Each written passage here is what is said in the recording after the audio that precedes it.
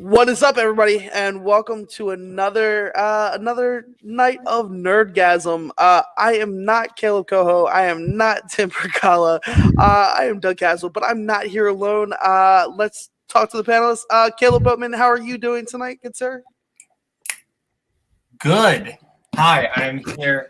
I'm very happy to be here. I haven't judged the debate in a little bit, so this should be a good time.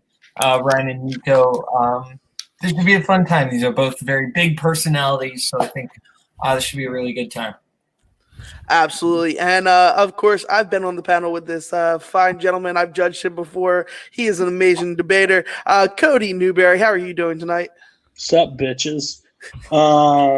Yeah, this should be fun. Don't worry, the debate god, the actual debate god, is not stepping in the ring to debate tonight. So this should be fun.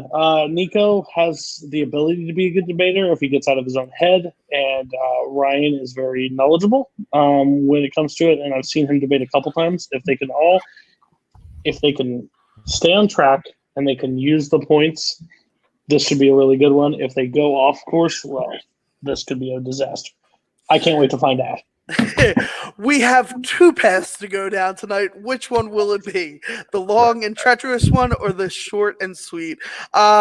Anyway, let's go over to our combatants tonight. Ryan Payne, how are you doing tonight, good sir? I'm more on the line of bridge of being tired but wired at the same time. I mean, I'm off of 5 hours of coffee and maybe, I don't know, turkey sandwiches. So I'll find out where I am by the end of this match.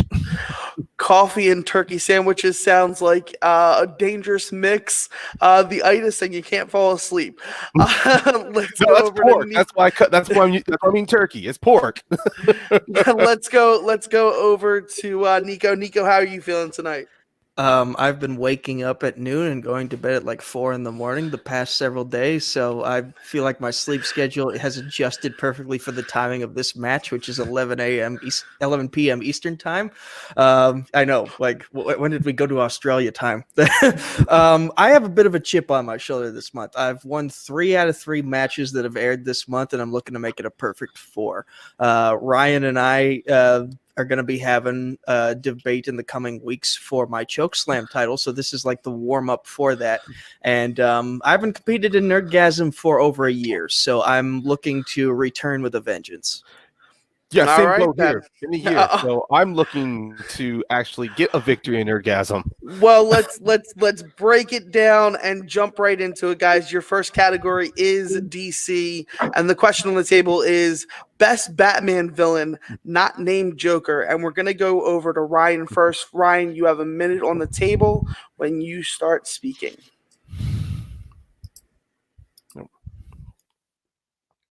It's pretty clear to everyone Joker is constantly synonymous with Batman, but throughout the course of Batman's movies, there has also been a second character that I thought has sometimes been underratedly used, or at the time, depending on your rewatch, seems to fit most of the themes of the Batman movies, and that character is Harvey Dent, Two-Face. Now, we can all say the Batman Forever version was very campy and very over the top, but when you look at the themes of Batman Forever, on the fact that Bruce Wayne is struggling with the duality of Batman, and then you have his polar opposite, which is Harvey Dent. Harvey Dent is literally the other side of that coin. Then we go to the Dark Knight. For in the Dark Knight, Harvey Dent is pretty much the opposite of Bruce. He is the shining light, the guy, the Gotham savior. And then throughout the movie, you start seeing Harvey Dent being dragged into the mud, and then Bruce having to rise up above this the so-called persona of Batman to become the savior of Gotham. They both fit very perfectly to the themes of Batman, and I see Two-Face hopefully being used again in the future of Batman installments. Time.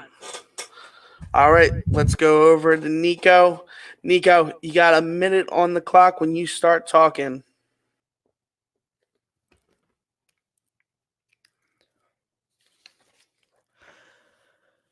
So for my choice, I went with Jonathan Crane, a.k.a. the Scarecrow, who makes his lone film appearance besides the Lego Batman movie. He makes it in Batman Begins. And the interesting thing about Scarecrow is he is someone who actually succeeds at his evil plans. He was able to manipulate Gotham's corrupted legal system in order to get test subjects for his fear toxin. He was able to get the proper permits to taint Gotham's water supply with his fear toxin under the guise of fluoride.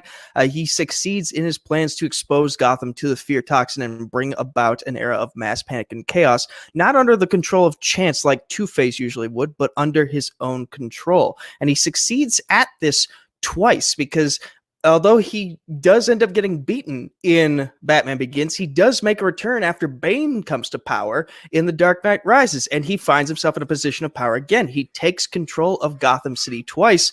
Meanwhile, Two-Face can barely get control of it once, and I'll go into further detail with that as soon as Doug finishes putting down his fingers. All right, time. Finish with 2 seconds left. All right, we're going to bring both of them back on the screen, and they are going to have a 5-minute free form with each other. Guys, 5 minutes on the clock when one of you start talking. Look, I appreciate that both of our villains, to be honest, they are great Batman villains. But looking at Scarecrow, though, when you mentioned some of his plans that he was able to do, like be able to release prisoners under his care within, I mean, mainly just get prisoners off of their crimes. Everything that he's done in Batman Begins is way before Bruce starts to begin his spree as Batman. In both, but does that really matter? I mean, we're talking about best Batman villain, not best Batman villain at the time in which he might have been Batman for however long. And the thing that matters to me is the success of the villain. And he had a plan and he succeeded at it. Yeah, but if you look at his effectiveness before, during, and after Batman, once Batman got in charge, he of course through a challenge, he was able to beat Scarecrow. Then you see in The Dark Knight, he's only brought back as a sort of drug dealer who's easily arrested. And as you mentioned, he gets to have his own power when Bane takes in charge. That's after he has removed Batman. But the goal of Scarecrow is to obtain power. However, whether it be under the power of his fear toxin in the water supply, or be it he decides to be Bane's lackey, he still succeeds at his goal to obtain power. Meanwhile, your character, and I was going to save this till later in the argument, but a bunch of people in Multiplex were laughing at me because I was talking to a rock for a long time. Your character takes advice from the quarter I found in the cushions of this couch I'm sitting on right now. The quarter may be his tool, but it's only a manifestation of his psychological trauma. And while it might be a joke to so many people, at the same time, that makes him very scary if you're his hostage or if you work for him. Until you take the coin away, in which case he's nothing. It happened in Batman Forever when Batman threw a bunch of coins up into the air and Tommy Lee Jones as Two-Face couldn't find his lucky coin, so he couldn't make any choices. Well, I mean, that's skilly as a written off how Batman decides to deal with him. And still, in the same time, he is still a dangerous character because... But it shows how easily beatable he is. Yeah, maybe he's easily beatable. So is Scarecrow. I mean, he was able to not beat my Batman. When he finally accepts his role as Scarecrow, he's on that horse. He gets taken out by a taser to the face. Well, Two-Face, he had to plunge to his death. Easily beaten, maybe, but at least Two-Face died knowing he's not coming back. That's how dangerous of a threat he was. Batman still had to ride his way through the city while everyone was in mass panic and chaos to get to Scarecrow in the first place. It didn't take that much effort for Batman to get to Two-Face. All he had to do was basically knock him off, what was it, a blimp in Batman Forever? And then he just had to get out of his own head and get the coin out of his hand when he was holding. But the funny thing is, Two-Face is still a thorn in Batman's side throughout Batman Forever, even despite the fact he wants to flip a coin. The fact is, when Two-Face shows during one of the sequences when he invades Bruce's house, when he's about to reveal himself to his love interest, Chase Meridian, yeah, he's sitting in the corner deciding whether he wants to kill him or not. But when he finally does get the decision, guess what? He's able to take down Bruce Wayne. He's only stopped by the Riddler because the Riddler wants to continue punishing him. If Two-Face had killed Bruce Wayne right then and there, the Riddler's plan would have continued. Sure, the coin might be a weakness, but when he has a decision and it's made by the coin, he is going to follow through with it. Maybe if it doesn't turn out well, like Batman stopping him with using taking him out of a blimp, using a wire to put a safe back in, but Two-Face always goes to execute his goals. It's one of the reasons why. But he has no goals. He makes decisions up as he goes along based on what the coin tells him to do. And before he becomes Two-Face, it should be pointed out that Harvey Dent is a failure. Like Scarecrow, as just Jonathan Crane, was able to take advantage How of is the Harvey system. Dent as a failure? Are you talking about him like as a DA? Because even as a DA in Dark Knight, As a politician, he couldn't in the Dark Knight. As a politician, he couldn't succeed at his goal of cleaning up crime. And as a and there's an argument to be made that he's not even a villain in the Dark Knight. He's just an anti-hero because he still wants to get some bad guys off the street. Because he kills one of the cops that takes him away, that leads up him getting tied. A corrupt cop. No matter what, Harvey Dent ultimately would have the right thing to do was been to arrest that corrupt cop like Gordon would have, like Bruce would have. Harvey chose to kill him. Harvey chose with that coin flip to choose. He became corrupted by the Joker, which was the Joker's plan, but still ultimately in the end, Harvey chose, once that coin was flipped, he followed through with it, either sparing a cop, killing a cop, sparing a criminal, killing a criminal. He was going to kill Gordon's family if the coin had landed on the Scarecrow side. That is not much of an anti-hero. That is a villain following through with his plans. He even told Gordon. Scarecrow was going to brainwash the entire city of Gotham with his fear toxin, make them think that everything they're seeing is their worst nightmare, and that is something actually Raish's plan. Raish's plan. Scarecrow just thought it was for ransom. Time. Oh God. Nico, you have 1 minute when you start talking to start your closing. So if we're speaking in terms of Batman Forever, Two-Face is a failure. He looks like Mintberry Crunch from that one episode of South Park, and he gets easily beaten by every adversary he faces. In terms of the Nolan trilogy, the character of Two-Face would not exist if not for the actions of Scarecrow. Joker took advantage of Harvey Dent's personal weaknesses, but Jonathan Crane took advantage of Harvey Dent's professional weaknesses. Scarecrow and his stranglehold over Gotham's broken system allowed him to enact his plan, and he's the embodiment of Harvey Dent's failures as a public servant that would later transform him into Two-Face. Again, there's the question of whether Two-Face, at least in the Dark Knight trilogy, is he a villain or is he an anti-hero because he's still trying to get certain people off the street. And again, he takes advice from a coin. You take away that coin, he's got nothing. He can't make decisions on his own. Scarecrow succeeded at his plan, and whether you debate whose plan it actually was, whether it be Ra's al Ghul's or Bane's, it was still Scarecrow who executed it, and he executed it with success. Putting fear toxin in the waters, gaining power through the broken system that Harvey Dent could not fix that would later turn him into Two-Face. Scarecrow is the better villain. Time. All right. Ryan, 1 minute. Close this out when you start talking.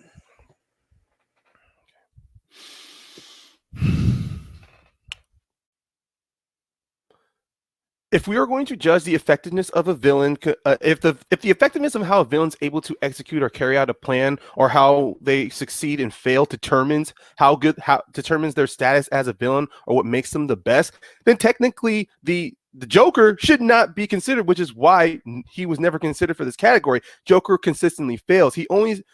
Joker succeeds when he torments Batman personally, and that is the same level of Two-Face. Two-Face represents exactly the same ideology, the same duality that Batman has to deal with every single day he puts on that mask. Yes, Scarecrow was able to succeed his plans, and yes, sure. But as I said, it's under somebody else, under someone's own power. And technically, Joker is not the reason of Harvey Dent's rise and fall. The Joker is the cause for his fall. Harvey Dent was there to clean out corruption. Sure, it was highlighted completely throughout Batman Begins how corrupt the city was. But going back in, it's all about the duality of the nature of Harvey Dent, because the fact he falls apart because he's broken by the law, and Batman represents that law. Okay. All right, let's bring all the people back on the screen. All right. I will go first on this.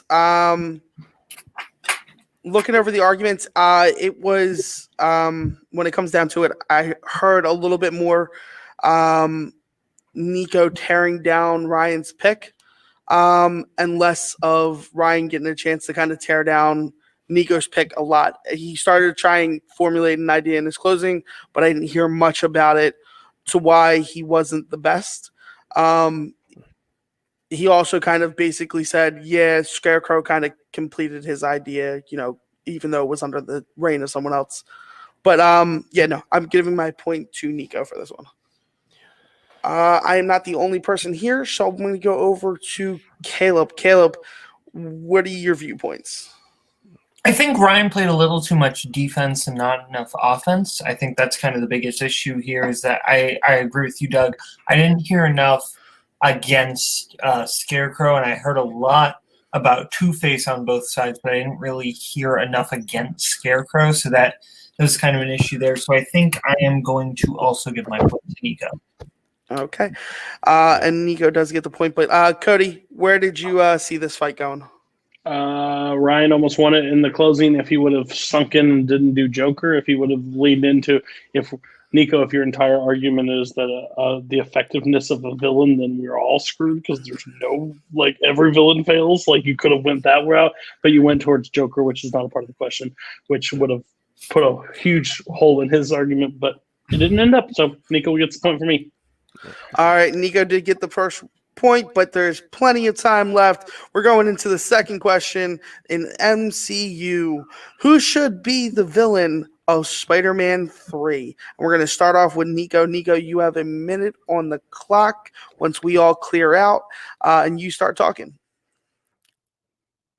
So far in the MCU incarnation of Spider-Man, all the villains have been adults that Peter Parker's mentor, Tony Stark, previously pissed off somehow.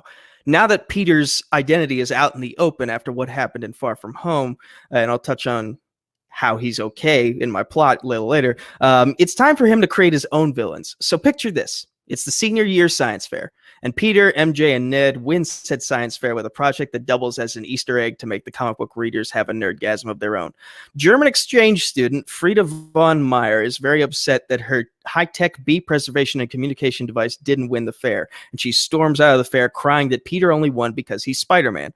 So she gets back to work on her project in an effort to make it better, to show the judges they made the wrong call. Something goes horribly wrong, and then in the end result of that failed experiment is that her consciousness somewhat merges with the queen bee, and she develops a symbiotic bond with the rest of the swarm that her survival depends on. With her new power set as a living swarm of bees, she takes revenge on the school, and it's up to Spider-Man and friends to stop her.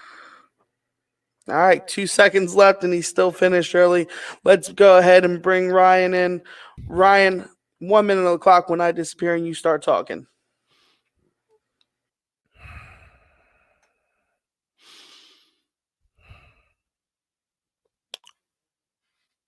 Far From Home brought in, throughout the third act of Far From Home, it started to finally introduce or finally encapsulate Peter Parker coming into his own, trying to be his own hero, his own man, but at the same time, he still had to deal with some of the mistakes that Tony Stark made in his previous life. And I see that carrying into the third one, the fact that Mysterio in his final death outed Peter Parker. And his holographic technology, which is left out there in the open, what can be used is a villain that is able to not only take or adapt that holographic technology to their own means, but to become a true parasite, a true annoyance into Spider-Man's life, being able to infiltrate, being able to sabotage things around Peter Parker to the point to where he blends into his environment. He can become anyone or he can become anything. And that villain is the Chameleon. Because, be honest, Far From Home perfectly set it up with the use of the holographic technology from Quentin Beck. Having, I don't know, an organization or a rogue agent being able to take that technology and make it his own and starting to use that to disrupt global, to disrupt everything. Time. Yeah. Okay. All right, we're going to bring Nico back in. 5-minute freeform, guys. When one of you start talking and I disappear. Okay, so basically you want to do the same villain we got in the last movie, but he uses illusions differently than what we got before. You could have literally just had Chameleon be the villain from Far From Home, is what you're telling me. And not would not really. Be that much Mysterio worked because it fit most likely to where Peter was, because Peter was questioning himself. He was doubting himself after the death of Peter Parker. Quentin Beck was able to jump on that to pretend to be the friend. Like he says his line, it's easy to fool people when they're fooling themselves. Chameleon, he's not about fooling people. He's pretty much just an agent of chaos or an agent for hire. He just goes in, gets the job done. With Chameleon... But you're still kind of proposing an idea of someone taking advantage of Peter Parker's misfortune, an adult who has a lot of technology taking advantage of his... point. Peter Parker being outed as Spider-Man, a lot of people are going to want to take advantage of that. We got J. Jonah Jameson introduced in a mid-credit scene. We're going to have a lot happening in New York with Peter Parker. With your idea, though, introducing of a student of the Swarm, it ties back to some of the 2000s of Spider-Man that we're slowly moving away from the whole idea of the over campy sci-fi elements. I mean, it sounds like where did I suggest anything campy in this at all? Like it's a student who feels like an outsider because she's a German exchange student for one thing. So she's the new kid in school. Her dad is kind of a Nazi sympathizer, hence why she left Germany to go to America. So she feels like an outcast on two fronts. She's trying to find her own hive to call her own. Hence why she gets wrapped up in the bee technology. And she thinks she has a good project, and she gets upstaged by Spider-Man. She thinks Spider-Man's getting special treatment in the school where she doesn't feel welcome, and it motivates her. It makes her feel like she needs to go that extra mile to prove a point. And people can relate to that, especially people our own age. Yeah, but the problem is that you're introducing the fact that her father was a Nazi sympathizer, and we're going to be doing this in an MCU movie. I'm sorry, as serious as they want to make it, they're going to have to introduce some very light comedy elements. Hell, maybe almost make instances where it's going to be. We have Jojo Rabbit. We can introduce comedy elements into something involving a Nazi. Jojo Rabbit is completely different. I understand where you're going from, but the fact made is, by a director of an MCU movie. But this is the MCU in general. With Spider-Man, they have done things that always try to keep Spider-Man 1 foot on the ground, grounded to the ideas, which is why. But they've also tried to keep things science-oriented, and he's a kid still. He's a kid still. So it helps to showcase that there are other smart kids around him who can also possibly become villains with the right motivation. You're just suggesting someone steals someone else's work that we already saw in the last movie and uses it to their advantage. By the way, a shapeshifter in Chameleon. We already have the Skrulls. Do we really want to confuse that plot line going on by adding a shapeshifter? There is no. That's why I said the holographic technology. And with that, this is a good writing tool or plot device to be able to work around so much trouble that Peter's in. We're going to keep the Skrulls out of this because, let's be honest, they will cause a lot of confusion. But in my story, with this holographic technology, this is something of another remnant of of Tony Stark's past that Peter Parker unfortunately has to deal with. Also, it still keeps that door open from the team that Quentin Beck had established back in Far From Home. They still have that footage. They still have all the data to the holographic technology. And with Peter Parker having to evade police, having to be away from his home life, it leads to so much disruption. Which again, is why Peter is surrounded by a bunch of smart, intelligent people who know their way around tech. They can he can turn himself in quickly, have the trial, and his friends can be like, we found the actual footage. We found the real footage that's unedited. Please acquit our friend. Okay, and then we move on to my plot point. And so, that's putting a lot of faith in those kids. That's putting really a lot of faith in there. With Peter, the whole thing I've mentioned with Chameleon, yes, we can still use the children, but him being an agent of chaos. Let's say Peter Parker does go to court. The Chameleon could do something like having Spider-Man rob a bank, or he can have where a situation, a disaster happens. But if he's on trial, then they'll immediately know, oh, Peter Parker is Spider-Man, but Peter's here on the desk. So, that's probably another guy. That may clear Peter's name, but that still changes the fact that Spider-Man is going to be public enemy number one. And that's the one thing ultimately what Mysterio did. Even if Peter clears his name, he still has to try to be ingenuine himself with the people. With the Swarm, I don't see much of a heavy plot surrounding how she's going to be sure, she's going to attack Peter maybe, but how's that going to bleed out further down the line? What's going to be the motivation for Peter to help her? Because it seems to me I have a plot point for that, which I will get to in the closing argument once Doug finishes counting down. No, I've been introducing because there's no time. Time. All right, we're gonna go over to Ryan to kick us off with the close. Ryan, you'll have 1 minute when I disappear and Nico disappears.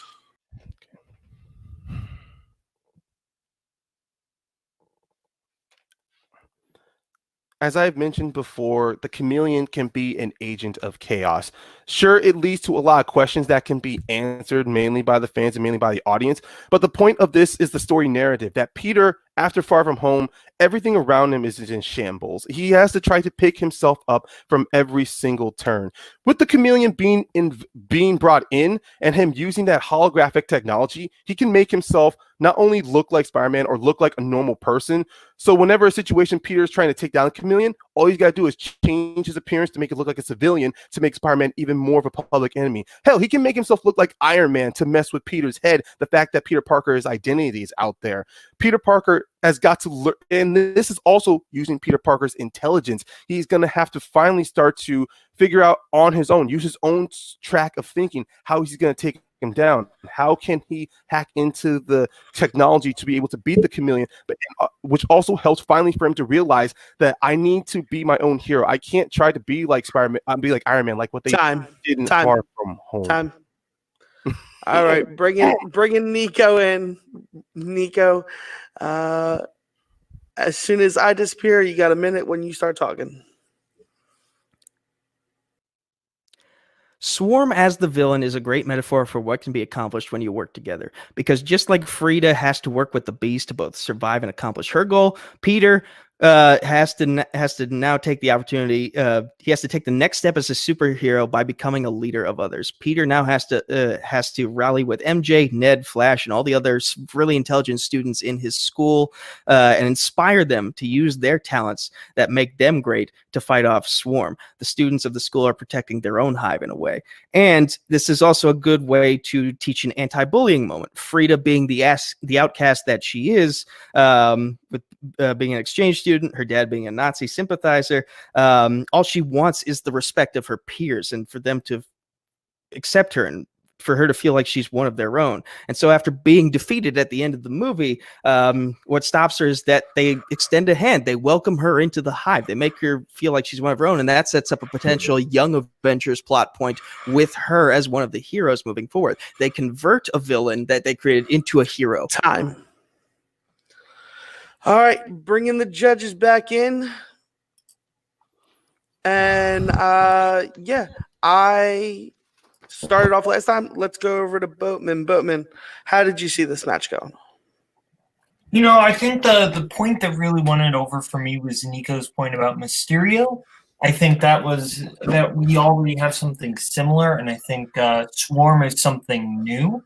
I wasn't completely stoled with the opening argument, but then I think it was really the offense from Nico that kind of stole it from me on why Chameleon wouldn't work. So sometimes the best defense is a great offense in debate. All right, and Cody, you didn't get a chance to make your point count. Where you last round? Where do you see it this round? So basically, I had to break it down where. And this is how I judge, and this is how I will always judge. One person did a rebuttal, and the other person I had to pretty much discredit all their rebuttal because you can't pitch me something that somebody can't counteract at the end. But the good news is that you did hard enough fight at the beginning to win your overall because you did the Mysterio stuff. But again, you said a bunch of stuff at the end that sounds really good, but Ryan could never combat that. So that's my point. That's called a low blow. Which I know you didn't have a lot of time, but at the end of the day, try to make your time valuable in the 5 minutes so they can counteract it. But the Mysterio comment was the nail, so Nico wins it. Yep. My point don't count. Nico does get the point, but I would have gave my point to Nico as well. The Mysterio comment was a really hard comeback. Yeah, it was hard for you to come back from that. But we're gonna go ahead and move on to question 3 from Scores. And that is best opening song in a fandom film. And we're going to start with Ryan. Ryan, as soon as we disappear and you are left on screen and you start talking, you got a minute. Okay.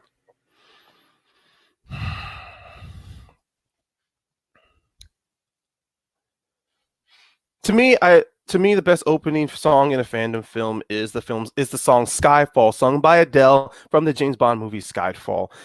Just from the way the song opens up with the opening of with the horns, just grasping your attention, and having it play throughout the opening title sequence of Bond, as you see him being dragged underneath the water, almost as if he's being torn apart, and then having the vocals of Adele just sing and carry you as if you are being just whisked away, because like with Bond's body, he's being dragged from one point to another as if he doesn't know where to go and where he should be loyal to, where his place is. And it tends to play out throughout most of the film, because when Bond comes back from his self-imposed isolation, he can't trust anyone in his organization. He's disheveled and he's broken apart.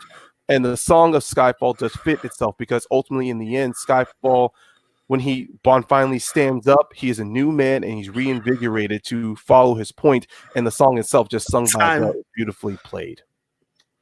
All right, bringing Nico in. Nico, you got 1 minute when I disappear and you start talking.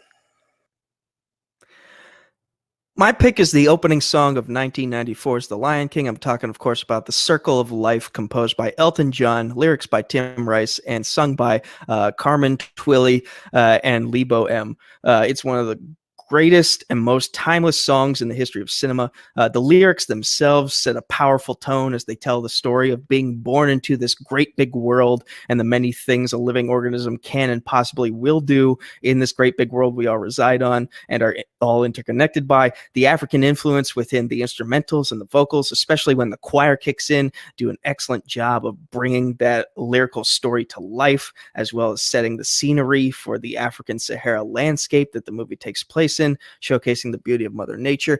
This song has had multiple covers, and they've all sounded really good, done by Elton John himself, done by the cast of the early 2000s Disney Channel roster. This is one of the best songs that they do on the Broadway show of The Lion King. It's timeless, and I will yield my time for the rest of this round here. All right, bringing Ryan back in. You guys know what's next. It's the free form, and you guys got 5 minutes on the clock when I disappear and one of you start talking. So you can tell how great a song is based on how many people are singing along to that song. I've been going to Penn State's Thon event for 3 years, and they've had a Disney hour every single time. And in those 3 years, I've been in a building full of tens of thousands of people, all singing along to the Lion King soundtrack, including to The Circle of Life. I have never heard a building of more than 10 people singing any James Bond theme song ever. How? That is really comparing apples to oranges. I mean, it's hilarious. I mean, if that is your measure of quality on how popular or how great a song is, I'm sorry, but we both have completely different standards and complete different tastes. Is it though? Because here's the thing. We exist in this bubble here on YouTube that loves movies to death, but there's a whole bigger world outside of that that doesn't pay attention to movies as much as we all do. So they don't really know. There are still movies that within our know what a Bond theme song sounds like. They barely know what a Bond theme song sounds like unless they've actually seen the movie. Everyone and their mother knows what The Circle of Life is, whether they've seen The Lion King or not. But I'm not clarifying on the Bond theme. I'm talking about the song Skyfall. And Skyfall is a great song to sing along to, but this is more of a situation to where who do you know that sung along to it? Myself, my uncle, my college friends who are big Bond fans. I've even spoken to musicians who are classically trained who love the orchestral accompaniment involved in that song. And Adele, as a vocalist, is able to not overpower the vocals in there to where they blend together to where, like I've mentioned, you can just close your eyes and listen, almost feeling yourself being carried away into it. And her slow inflections to whenever she gets to certain lyrics, like when she says, I'm so overdue, I owe them, swept away, I'm stolen. When she pauses from in the middle of stolen to bring that crescendo, that is very powerful. And then it brings into the drum beat to where she says, let the sky fall, let it crumble. That's another thing. This song is about basically the apocalypse, and which would you rather sing along to? A song about the birth of a song about just life and its many joys and possibilities, or a song about The world is falling apart as we know it. The sky is literally falling down. I would rather sing to the positive song with the African choir. I don't know about you, but that's where I would go. It doesn't feel like an apocalypse. It literally feels like what you said. The sky's falling apart. Your world's coming apart. It's pretty much apart. It's pretty much about wherever you are in your life, a moment that just brings you down and just tears you apart. If you see everything around you falling apart, it's literally about your character. Where do you stand in this moment where everything is falling around you? And something like Skyfall, especially in the movie of Bond, as I have mentioned, when James Bond fails at a mission, he's in isolation. He comes back. He can't even do a firing range. He can't shoot correctly. He can't even pass a psychological exam. He can't even beat an opponent in a mental game. It's not until he goes back home to where everything began for him, to where he overcomes it, he comes out as a new man. Literally, everything falling apart around him. And that song matches to the movie of Skyfall. And my song accompanies a lion being born as it talks about just how life works and the cycle of it. The sun rising, the sun setting, every single possibility you can do as a living organism on this planet we call Earth.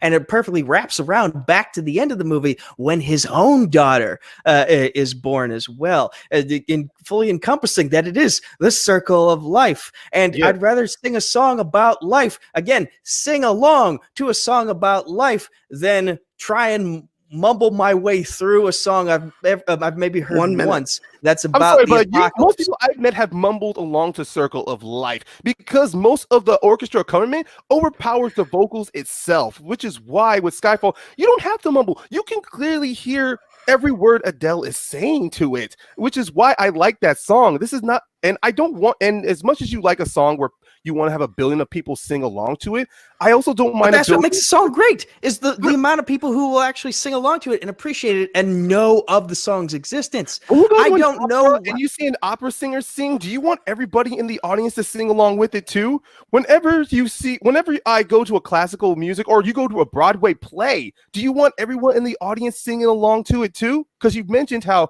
the Circle of Life is done in a Broadway play.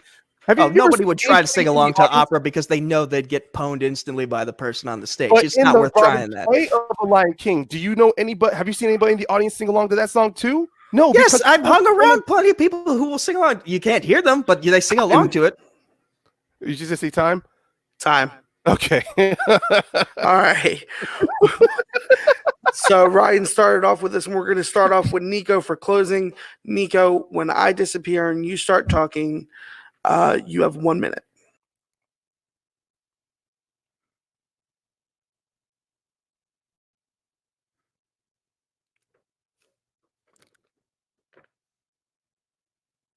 Again, I've been in a room 3 times in the past 3 years where tens of thousands of people have been singing along to Circle of Life. It is a powerful song with multiple covers. It was nominated for Best Original Song at the Oscars in 1995. It has that nostalgia factor. It has that replay factor. It has that sing-along factor. It's iconic.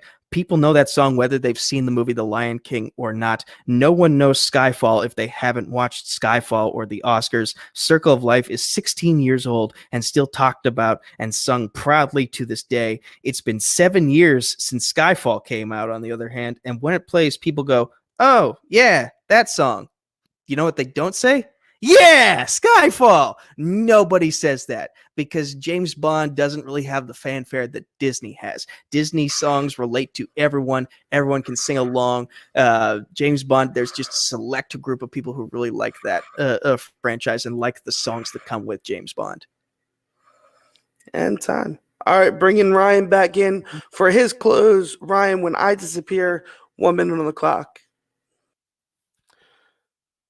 It's funny how Nico said if people heard that song, they would have to think of the Oscars, which is kind of hilarious because Skyfall was not only nominated for Best Original Song, it actually won Best Original Song. And yes, he does talk about how Disney has a track there and Skyfall only has 7 years apart. But Skyfall is not just about Bond. It's about I'm talking about the song itself, and that is the singer Adele. And there are people out there who do know Adele. And like I've mentioned before, Nico and I completely have different ideas of songs, and I want to say it when it comes to Skyfall itself and the song being a bit kind of almost feeling like a downer song. Guess what? There is a lot of musicians out there who their best songs feel very depressive, or about breakups, or about suicide, or about everything around them falling apart. The only difference is how that song is played and how that song is performed. Skyfall works because it works with the idea of the Bond movie Skyfall, where where you as yourself have to relate to Bond, to where everything falls around him and how you pick yourself back. Time. All right. Bringing the judges back in. Their faces right now. Yeah, Wow. It's either this is going to end or we got to go to the next question. So, all right, let's go to the judges. Cody, you're going to kick us off. Where do you see this bout? I have judged probably over 30 debates. I am 19-0 in debates, and this is by far one of the worst argued questions I have ever heard in my fucking life. In wrestling terms, I see that as a compliment. The definition that the main hint that I got why one song is better because 10,000 people gather together and sing a fucking song is the most ridiculous. No one. The question read, best opening song in a fandom film. You guys barely even touched on the opening scene of the song. You guys fought who sings it in your car. It's not the argument. This is a movie type fight. The only one that ever hit me with notes or anything was Ryan, and I can't believe I'm voting against Lion King. But damn, Ryan at least gave me something. Arguably one of the worst debates I have ever seen. Ever. You guys should be awarded no points for this, and may God have mercy on your soul, but I have to give a point to Ryan. I was wondering if that was going to pop up. You've officially made Cody turn off his cam. And this man loves the Lion King. I like it too.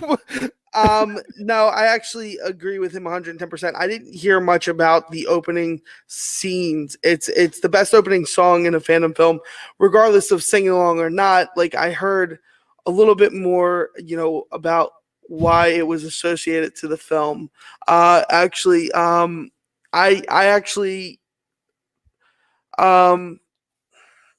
heard more from Ryan about the film and why it's the best opening song, not the best sing along. Wait, hold on, I think Cody wants to interject. I'm back. Also, Ryan literally, he's still getting the point, but I'm telling you, he even had an open punch that Nico literally opened up. He said, "The Oscars." Circle Life didn't even win. He was able to deliver the rib punch to him, and he just went on his own little tangent about something else. Sorry, I'm done now. All right. So Ryan is getting the point. But where would you have seen this fight turn out? Imagine if I judged this question like the debaters argued it. Well, my cousin Joey says that Nico had a better debate, but my uncle in a room full of people really wanted Ryan to win, so it's really close. Never do that again. Never just bring up random people from your life that know a song. Please, that is the worst way to debate. Never do that again. My cousin Joey says that Ryan at least made some better points than Nico. So I'm going to give it to Ryan. But my back was literally against the wall. I'm just swinging here. All right. Well, we're gonna jump in. I just want to clarify before we move on to the last question here that you don't need to. Skyfall beat Ted. The Circle of Life lost to itself. This is not debate time. We're moving to the next question. And the next All right. That's enough. All right, we're moving to the next question, which is Star Wars. Nico, you're starting it off. What would you change in the sequel trilogy to make it better? When we disappear and you start talking, you have a minute on the clock. I thought the quarantine was supposed to help with this. Too bad.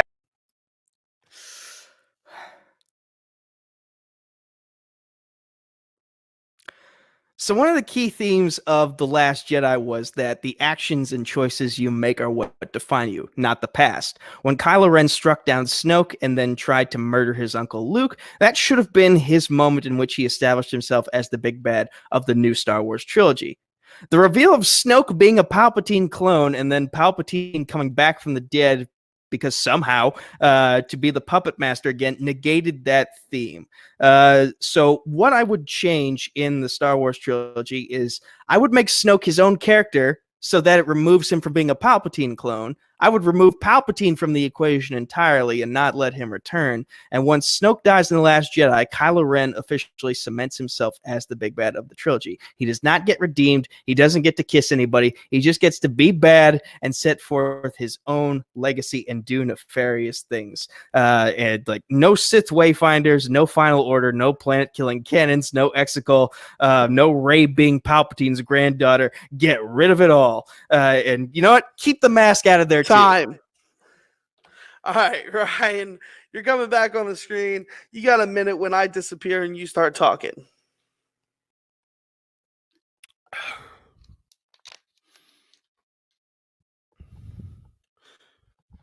think one thing we all agree about Star Wars is what we love about Star Wars is the characters it presents us, but not just that, the choices all of our characters make throughout either the movies, the films, the TV shows is what cements them as who they are. Finn as a character was set up through The Force Awakens as someone who chose to break away from where he was grown up from, which was being a stormtrooper from the First Order. It looked like it was going to set up to something to where Finn was going to have to finally decide whether he was going to stand on his own and fight or run away. And that continued from The Force Awakens to The Last Jedi. And then it was completely washed away in the Rise of Skywalker, when it's not just the fact that he's fighting for the Resistance, he's also a Force sensitive. He really doesn't have that much of a key part in this war except being made a general. My changes would be making him an integral part of the war, having his past for the First Order work. He infiltrates First Order bases, being able to sabotage them. He's able to turn soldiers to make them realize what they're doing is wrong. Time. I talk too much. Bringing Nico on the screen. When I disappear, guys, you have 5 minutes on the clock whenever one of you start talking. Okay, so in the limited time you were talking about what you would actually change, you mentioned that you would have Finn be a saboteur, an infiltrator for the Resistance, get into the First Order. But here's the thing. Finn already kind of was a saboteur and infiltrator in the other movies of the new trilogy. Like he used his knowledge of the First Order technology to launch the boarding assault on the command ship in The Rise of Skywalker and sabotage the ship's bridge, the antenna, the weapon system, and via domino effect, the Final Order fleet.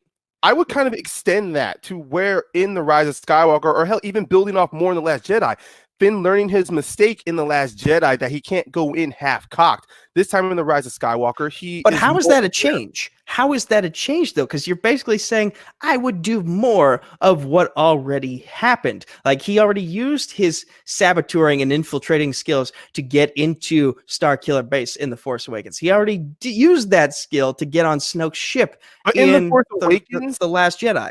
In The Force Awakens, he was doing that in the service of himself to save Rey. In The Last Jedi, sure, he was doing, but it still helped the Resistance. Technically, no, because that reveal of him just being in sanitation was made to be as a joke. Instead, I would take that whole point of him being in sanitation as the fact that he's underlooked, he's underutilized, and at the same time, he's not being taken seriously, which is why a character like but if he wasn't taken seriously in The Force Awakens or in The Last Jedi for that matter, why would you try now in The Last Jedi to make him be taken seriously?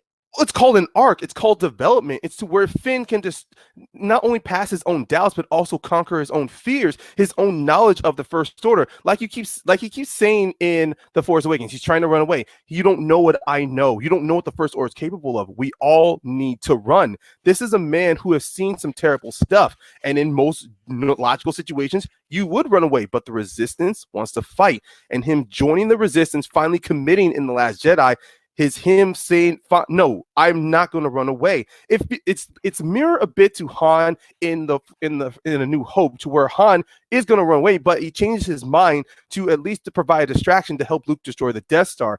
And it's also a little bit like Han as well in Return of the Jedi when he commits to the rebels, being made a general, actually making plans to attack the base on the moon of Endor. But it still feels like you're talking about stuff that happened in the movies already. What are you changing? And like, by the way, the force sensitive stuff, that's not really confirmed in the movie. That's just speculation based on a couple interviews and fan theories, but they never actually say for certain, hey, I'm force sensitive. And it's like barely touched on in the movie, so it's not really changing anything. What are you changing? There are scenes in that movie of Finn being force sensitive to when Rey dies. You see Finn on the Millennium Falcon reach out to his heart and say Rey. There are moments to where, let's say something bad. It's still kind of inconsequential to the rest of the plot. It is. That's why I want to get rid of that. I want to get rid of him being. I want Finn to be a capable character because of the skills and knowledge he has.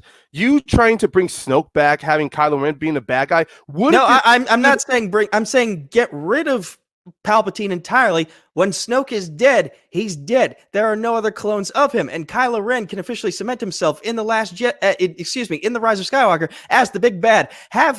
Don't have any more cannons that destroy planets. Have him with a bunch of stormtroopers going down from planet to planet and just invading like Nazis, literally throwing people across the planet to their deaths, and showing how powerful he is with the Force. Making people fear him as the leader of the First Order. Have him battle his mom in a lightsaber fight that is her final demise, not just poofing away. And then when Rey encounters him in the final battle, the true final battle of the Rise of Skywalker, it means something. It doesn't just end with her stabbing him and then healing his wounds. No, she uses the power of the Force to wipe him out of existence using the light healing power, because there's so much darkness within him from having killed his mom. There's no light left. So when she uses all of her light, he just evaporates like Thanos snapped him out of thin air. That really feels almost a little bit, that evaporation felt like you're copying the Deathly Hallows Part 2 with Voldemort evaporating. But other than that, look, with Kylo Ren being the bad guy would have been a logical step. But it was clear people wanted, they loved the redemption angle. People wanted that. They wanted to see Rey and Kylo together. Time. I was going to say majority versus minority. Alrighty. And we're going to go ahead and kick off with Ryan closing us out. Ryan, you got a minute when I disappear.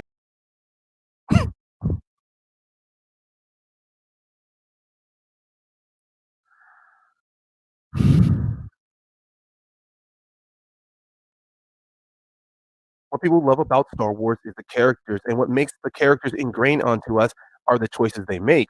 Kylo's choices from The Last Jedi would have definitely cemented him as the bad guy, but it was pretty clear throughout The Rise of Skywalker, it was telegraphed that his redemption was coming. It was telegraphed that people wanted to see him and Rey fight the big bad guy, which is why Palpatine was brought in there. With Finn, on the other hand, he was pushed aside. He was made as a minor character. In The Last Jedi, it was clear Finn was being set up for something better. He was set up to finally be as a focal point that your choices are going to define who you are for the rest of your life. Him choosing to fight with the Resistance not only stands to himself by having the courage to finally go back his fear, but at the same time, he gets allies. He gets allies in Rose, who was definitely misused. With Finn being an integral part of the war, we get to see more of Rose. We get to see more interactions with him and Poe going on missions, saboteuring First Orders, and also gaining sway and allies along the way, instead of them being pushed off to the side in some crazy adventures. Time. All right, we're going to bring Nico in. Nico, your 1 minute close when I disappear and you start talking.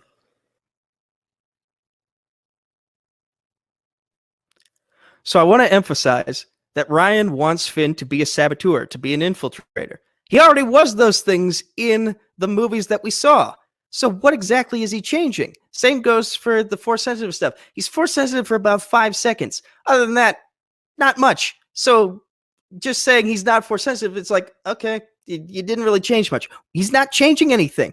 The question is, what would you change in the Star Wars sequel to make it a Star Wars sequel trilogy to make it better? And I'm taking away the thing that pretty much took the trilogy down. I'm getting rid of Palpatine's presence. I'm making Snoke his own character so that when he dies in The Last Jedi, it sets up Kylo Ren to officially cement his place as the big bad. He's accepted his position as the darkest person in the galaxy, and he's using it. He's exercising that position as the darkest person in the galaxy, terrorizing the citizens of the galaxy to the point that his own mom has to pick up a lightsaber against him, and she falls, and then he's consumed with darkness to the point that Rey is the only one left to stop him. Interesting. It makes it interesting. Makes it better. Nico, you froze. Oh, wait, I did? Am I still here? Yeah. You did not give you the extra 2 seconds. He only froze. I heard him. Oh, okay, you heard him? All right, time. I didn't hear the last sentence, but we'll bring everybody else in and see what they think. Yeah,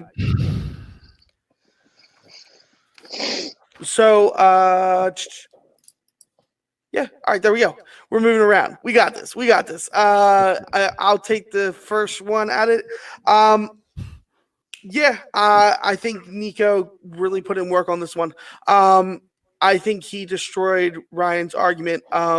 What did he actually change in his front about it? And I think Nico handled himself well with what he would change, and I didn't hear much from Ryan about why it wouldn't work. Nico's got my point for this round, but I am not the only person here. We are going to go over to Kaleb Boatman. Boatman, how do you see this fight going? This is tough because I'm not super knowledgeable about the Star Wars universe, so I learned a lot today. But I'm going to also give the point to Nico. I think, kind of to echo what you said, I think Nico just hit more on why Ryan's argument didn't really make sense because it wasn't confirmed that Finn was a Force sensitive. All right, and Cody, your point doesn't count, but where did you see this fight? To quote Blade, there's always some motherfucker trying to ice skate uphill, and that was Ryan the entire time. Could not find footing at all. No shot at him. I'm just saying. Nico literally said, well, what are you changing? And Ryan's response was,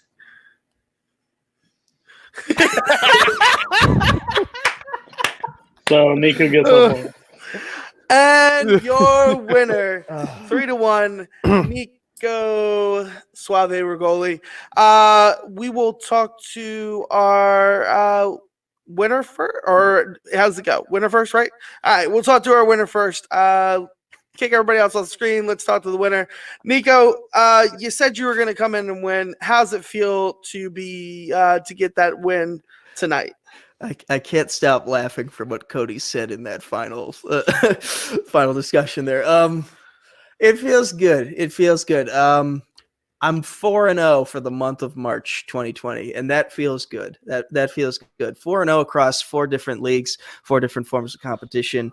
And I've had a chip on my shoulder for this month, and it goes back to something as pathetic as a Facebook poll. For the match that took place a couple weeks ago between me and Lucas Schilbach in Fandom Fight, 2/3 of the poll had me losing to Lucas, and Malcolm had a very stupid joke in the comment section of the schedule for this month, and it just ate away at me. Because do you people really think that lowly of me as a competitor that I'm just going to get steamrolled left and right? No, I'm not. I'm going to fight back, and I always do, and I always will fight back, and it shows here. I'm 4-0 this month, and so I feel like I'm airing some dirty laundry here. I've just got a lot of pent up frustration in me because I am a good player. Cody said it at the beginning. I have the potential to be a good debater if I apply myself. Sometimes I have some misses, like that Lion King question should have been hook, line, and sinker, and I somehow let it slip through the cracks. But for the love of God, I can still fight. I can still work my way around any match, whether it be trivia or debate, if you give me a fighting chance. Yeah. Who is somebody that you want to face coming off of this victory? In Nerdgasm, I'm not entirely sure. I'll play whoever you put up against me. But I will say that, like, again, the doubt that I keep facing is really motivating me right now. And I'm sick of feeling like I'm on an island all by myself. To the managers who have factions, please, for the love of God, one of you draft me, because I can't be someone who can offer you things. All right. Well, Nico has put himself out there as wanting to be picked up on a team. Let's go ahead and head over to Ryan. Nico, lots of luck, man. Ryan, I know this is not where you wanted this fight to end tonight, but you played your heart out. How are you feeling, good sir? As long as I wasn't knocked out, I feel fantastic. And look, my track with debate is not as solid as Nico's, and this is no excuse to myself. It clearly showed from every question. I definitely do have a lot more to improve on. To be honest, I was just looking to just talk, talk about geek stuff, talk about nerd stuff, and also maybe, prove my argument ultimately in the end. And yeah, I can kind of see that a lot of flaws in my argument. I'm still laughing my ass off the fact that Nico and I broke Cody, or we just frustrated him to the point to where if he ever does come back, I might be his first target just because how dare I make him choose Skyfall over Lion King. Well, that's an argument that might happen later down the line. Ryan, It's been a pleasure. Is there any? I know that you didn't win this, but is there anybody that you might want to face later down the line? Maybe we can get it in the works for you. Well, honestly, actually, no. I mean, the whole subject of Nerdgasm, I want to get involved in. I don't, other than doing like maybe only typing out my opinions, I never get the opportunity to always vocally talk about this stuff. So whoever you have that wants to fight, if they're trying to look at me as an easy victory or they just want to fight, just bring them up to me. Just have them knock on my door. I will gladly take that opportunity. I chose swords and soundtracks because I thought that was something nobody ever talks about. So next time I might pick something else nobody wants to talk about. And maybe I might break Cody again. I made an impression. I might make another impression in the future. Well, you're talking about knocking on doors and breaking Cody. But we will see you next time, good sir. And let's go ahead and bring the judges back in and see how they viewed the match tonight. All right, guys. You were a topic of discussion tonight, Cody, that they broke you. How does that feel? Well, Ryan, just don't come talking that you want me to get back in the ring, because believe me, after tonight, I think I can make it 20-0. But it was a fine match. Both people need to work on like prep, like they have prep, but I don't think they ever think of counters. Like counter arguments that are going to be brought up against them. And if they want to be good in this league and they want to like take it far, they're going to have to come up with counterpoints that somebody's going to throw against you, because when a counter punch is thrown, they look like they literally stumble on screen, and it's kind of rough. And the Nico like driving the force against Ryan the entire time, that works against Ryan, but like a Boatman, a Koho, a Tim, it's not going to work. Like Tim will literally, those people will shut you down fast. So you got to learn to like get in and get out and not try to overrun somebody, because you're going to just piss them off and they're going to literally brutalize you. But it's great. I can't wait to see Nico move over. He's the first time I ever saw him debate to now, there's a totally different time period. I'm not drinking the Kool-Aid of picking Nico up in my faction anytime soon. Sorry, buddy. My house is full. I don't have room, and I won't be picking up that child anytime soon. But I can't wait to see him pick up. I can't wait to see him back in the ring, because against somebody like a Boatman or somebody higher up, I can't wait to see that matchup, because that will really test him moving forward. Absolutely. And Boat, you were a little distraught during the soundtrack scores and soundtrack section as well. But how are your views over the overall match? Overall match was fine. That one question though, I think Nico kind of just said one thing and then Ryan just kind of went along with it, but then didn't. And it's gonna give me a headache if I talk about it more. The other questions were fine. They were good. I think the Marvel question was like a good one. Like that was a good back and forth. Like the first question. But yeah, I would love to play Nico. That would be a good time. If I could play Nico, I would love that. That might be something to take up with Tim, as I am just a temporary host. But for Boatman, for Cody, for Nico, for Ryan, and for myself, Doug, you guys have a great rest of your night, and we'll see you next time when we're debating this out.